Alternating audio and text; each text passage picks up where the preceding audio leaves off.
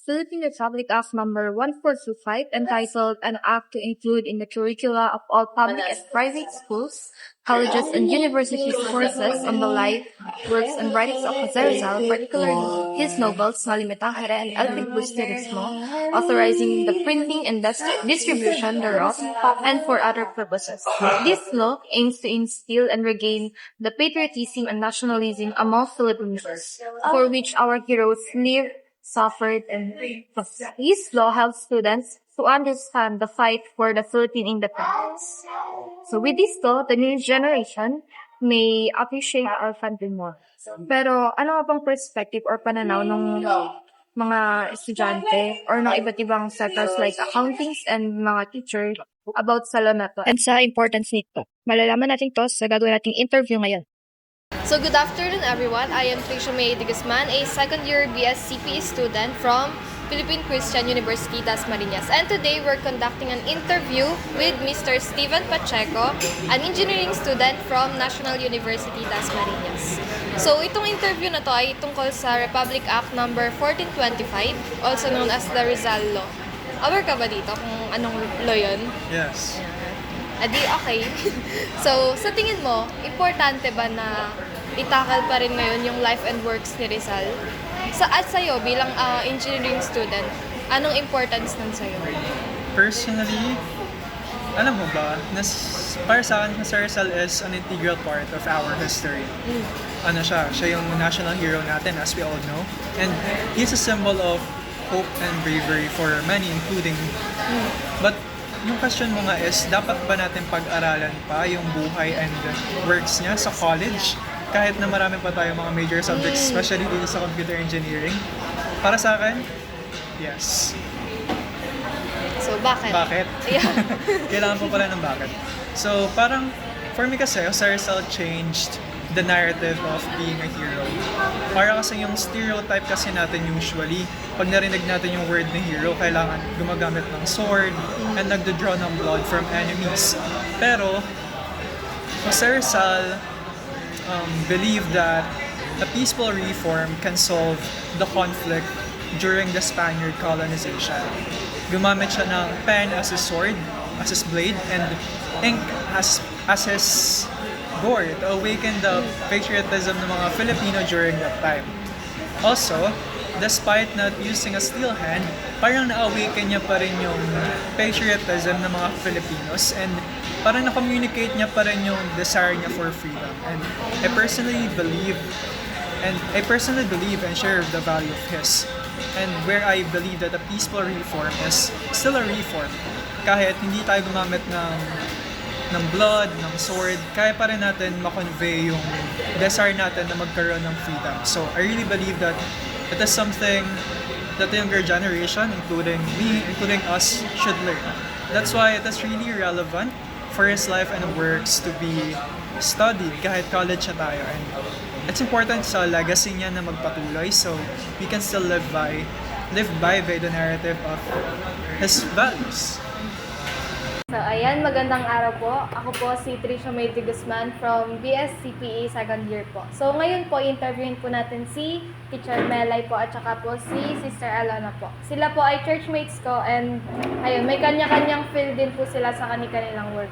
So, yung interview po natin ngayon ay tungkol sa Republic Act 1425, also known as Rizal Law. Doon po sa Republic Act na yon, sinasabi po doon na yung life and works po ni Rizal ay required na ituro sa public, private, universities or college po, simula elementary hanggang tertiary education po, para po mapag-aralan ng mga estudyante. So, sa inyo po, ano po ba yung naging importance po nung yung mga buhay po or yung mga gawa po ni Rizal sa kanya-kanya niyo pong field? Sa akin, Sister Tricia, bilang guro, at sa guro pa ako sa Filipino, talagang ikinatutuwa ko na bilang isang guro, yung buhay ni Rizal ay ginagamit para bilang paraan ng pag-unlad sa buhay ng mga kabataan ngayon. Kasi sa buhay ni Rizal, nahuhubog yung pagkatao ng mga kabataan. Unang-una, sa Noli Me Tangere, sa grade 9, ay tinuturo kung gaano katindi yung kanyang pagmamahal para sa bayan, samantalang sa El Filibusterismo ay ganoon din. At pinapakita doon kung paano, lalo na sa grade 10 sa El Filibusterismo, kung paanong naging inspirasyon ng mga kababayan natin ang buhay ni Rizal, lalo na yung kanyang mga akda para Pilipino matutong tumayo, manindigan para sa ating bayan noon. Kaya sa palagay ko, malaking bagay, malaking tulong ang buhay ni Rizal na ito ay naituturo sa kabataan natin, lalo na sa tertiary education, sa tertiary level, kasi maganda yung tinahak ng buhay ni Rizal, lalo na pagdating sa pag-ibig sa bayan. Ang masasabi ko lamang talaga dito sa RA 1425 ay may mga kababayan tayo na sa palagay ko nagkaroon sila ng misinterpretasyon pagdating sa buhay ni Rizal, to the point na ginawa na nilang relihiyon si Rizal. At doon ako medyo nagkaroon ng tanong sa aking sarili na dumating sa napapaisip lamang ako bakit may mga ganun tayong kababayan, sapagkat personal na witness ko minsan sa lugar ng Quezon na may mga kababayan tayong ginawa nilang Diyos si Rizal, at meron silang simbahan na sa palagay ko naman ay ito ay nagiging questionable pagdating naman sa ating paniniwala, sapagkat syempre tayo ay naniniwala isa lang ang ating Diyos na buhay, at yun, wala na iba kundi ang ating Panginoong Jesus. At hindi kailanman naging Diyos si Rizal. Ayun, salamat. Thank you po, Teacher Melay. Ngayon po, In part of me naman, being accountancy, and sa field ko kasi, in my work, accounting din hawak ko, and finance, the same here in our church. So, reflection sa katauhan ni Rizal, ating bayani, is yung pagiging katapatan niya sa ating bansa na nagawa niya sa ating bayan. Ayun. So, ang pagiging tapat kasi bilang finance is yung pagiging reliable sa lahat ng ginagawa mo. Mostly kasi ang hawak ng finance is involved in figures, in money. So, related in the relation naman sa ating bansa or sa ating pamahalaan, nandyan kasi yung pagiging ng graft and corruption na dapat nawawala yon sa ating bansa para ang ating pamahalaan ay maging accurate sa lahat ng mga nai-involve in terms of pag-angat sa ating ekonomiya. So, yun yung ang isa sa pinakamagandang ugali ni Rizal ng pagiging matapat, pagiging transparent sa ating gobyerno is one of the most important part para sa ikaunlad ng ating ekonomiya. So, dapat ipagpatuloy yon lalo na sa mga namumuno sa ating bansa. Kaya dapat na ating isipin yon, isa-isip, isa-buhay, at patuloy natin gawin yon kasi ang pag-unlad nga daw ng bayan ay nasa ating pamahalaan at syempre sa pamamagitan din ng tulong ng mga mamamayan. So, yun lamang po at maraming salamat. So after all the interviews, masasabi natin na magkakaiba nga ang perspective o pananaw ng mga tao mula sa iba't ibang sectors ng ating pamahalaan o ng ating bansa. So as per Steve Pacheco, yung engineering school from Enritas Marinas, the life and works of Rizal should be an example for the young Filipinos that our independence is important. He also said na hindi lang sa pag-draw ng blood and sa paggamit ng swords nakakanya ang salya. Because our national hero, Jose Rizal, used his writing skills to inform Filipino about the tribulations or yung pag-aabuso or abuse ng Spanish colonists during his time. So, sabi natin na nagamit niya rin yung Filipino identity kasi diba, yung ginamit niyang language is more on sa language natin Filipino, para hindi maintindihan ng mga mananakot yung writings.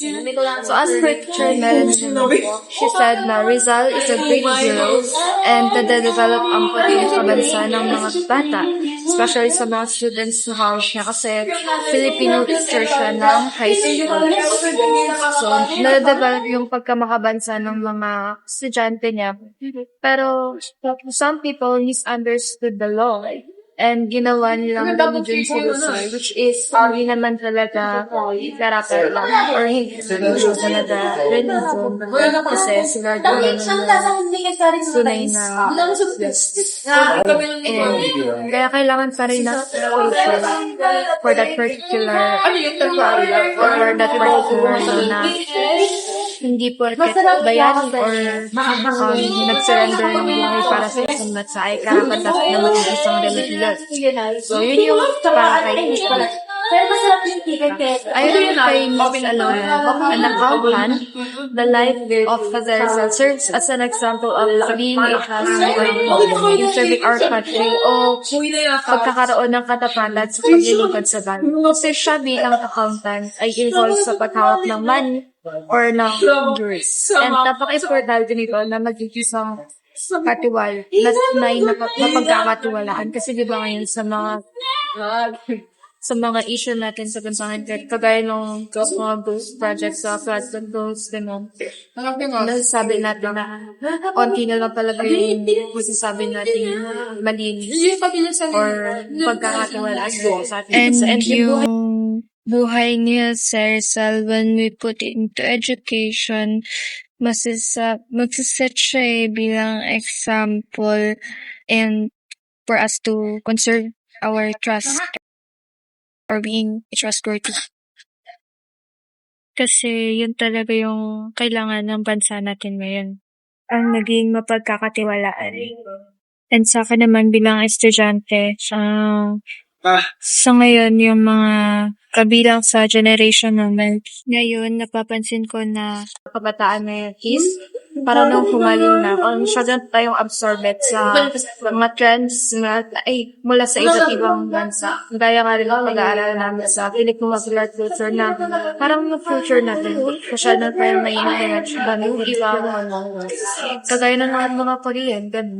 And bilang Filipino, parang nawawala na yung identity bilang Filipinos and yung tina nating i-inherit yung culture ng inyong bansa. And yung pagbabalik tanaw or yung pag-aaral ulit dahil niyo sa Rizal and yung mga works na, it reminds us na we have our own identity and nakalaya na tayo mula sa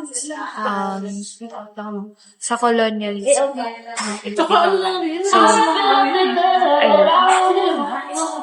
So, yung life niyo sa Rizal ay mag-serve bilang example and teaching sa mga future professionals natin. And that's all po. Thank you for watching.